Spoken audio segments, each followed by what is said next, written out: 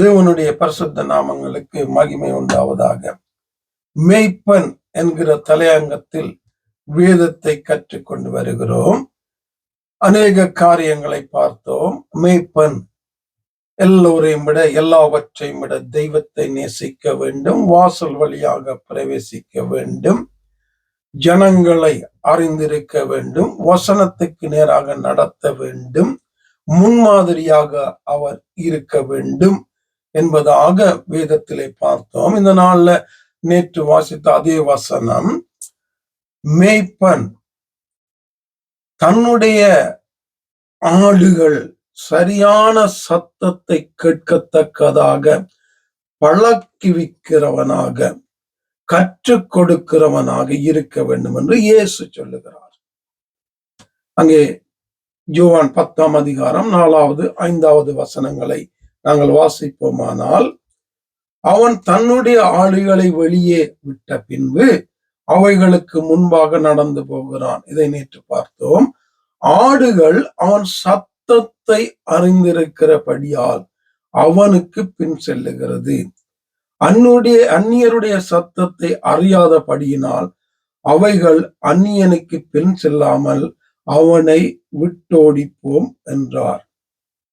என் ஆண்டவர் இங்கே நல்ல மேய்ப்பன் வார்த்தையாகிய அந்த வாசல் வழியாக பிரவேசிக்க வேண்டும், வாழ வேண்டும், ஊழியங்களை செய்ய வேண்டும் என்று கற்றுக் கொடுத்தது மட்டுமல்ல, அந்த வாசல் வழியாக பிரவேசிக்கிற அந்த ஊழியன் தன்னிடத்தில் வருகிற அந்த மந்தைகளுக்கு அவன் சரியானதை, சத்தியத்தை, அந்த வாசல் ஆகிய இயேசுவை, வார்த்தையை கற்றுக் கொடுத்து ஜனங்கள் இந்த பூமியிலே வாழும்போது தேவனுடைய சத்தம் எது, தேவனுடைய வார்த்தை எது, தேவனுடைய ஊழியம் எது, தேவனுடைய ஊழியக்காரன் எது, தேவன் செய்கிற அற்புதம் எது, தேவன் சொல்லுகிற தீர்க்க தரிசனம் எது, தேவன் செய்கிற அதிசயம் எது என்று வார்த்தையை கொண்டு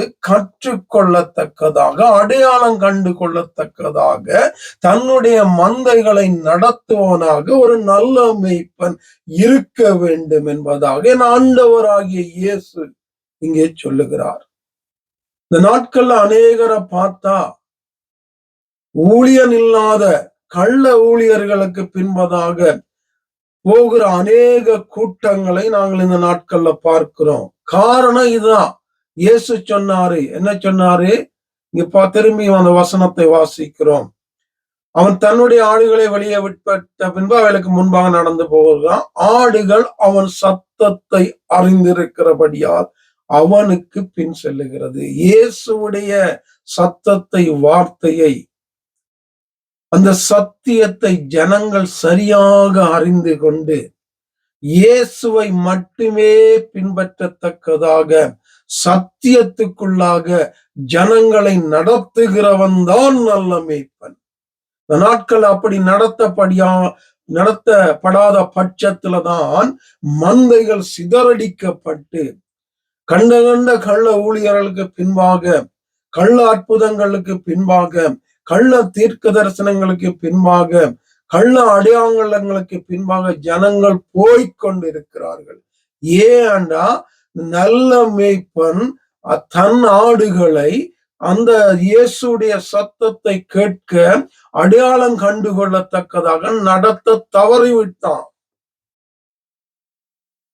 தவறிவிட்டான். கதைகளுக்கும் கற்பனைகளுக்கும் சொந்த காரியங்களுக்கும் தான் சபைகள்ல இடம், பிரசங்கம், ஜெப கூட்டங்கள்ல இடம். சத்தியம் குறைந்து கொண்டு போகிறபடியால் ஜனங்கள் சிதறடிக்கப்படுகிறது. ஜனங்கள் சத்தியத்தை புரிந்து கொள்ள முடியல, சரியா சொல்லி கொடுக்கிறவங்களை காண முடியல. ஆகவே இந்த நாளும் சத்தியம் ஒன்றுதான் ஒரு மனிதனை நித்தியத்துக்குள்ள நடத்தும், ஆத்மாவை தேவ சமூகத்துல கொண்டு போய் விடும் என்பது சத்தியம். இதுல எந்த மாற்று கருத்தும் யாருக்கும் இருக்க முடியாது. கள்ள ஊழியர்களுக்கு இருக்கலாம், கள்ள போதவர்களுக்கு இருக்கலாம் ஒழிய உண்மையா சத்தியத்தை அறிந்தவங்களுக்கு இது தெரியும். அப்ப அதுக்குள்ள ஜனத்தை நடத்தணும். அதை விட்டுட்டு உங்களோட சொந்த அனுபவங்களுக்குள்ள, காரியங்களுக்குள்ள, உடைய சொந்த முயற்சியில ஜனங்களை நடத்துவோமா இருந்தால் தோற்றவர்களாக போய் தேவ சமூகத்துல நிற்போம். படகிறவர்களாக தேவ சமூகத்துல நிற்போம். அக்கிரமக்காரராக தேவ சமூகத்துல நிற்போம். வசனத்துக்கு முக்கியத்துவம் கொடுத்து வசனத்தை சரியாக புரிந்து அந்த ஜனங்களும் அதன்படி வாழத்தக்கதாக ஒரு மேய்ப்பன் மந்தைகளை நடத்த வேண்டும் என்று ஆண்டவராகிய இயேசு எதிர்பார்க்கிறார். அப்படியாக வாழ ஆவியானவர் எனக்கும் உங்களுக்கும் உதவி செய்து வழி நடத்துவாராக. ஆமேன்.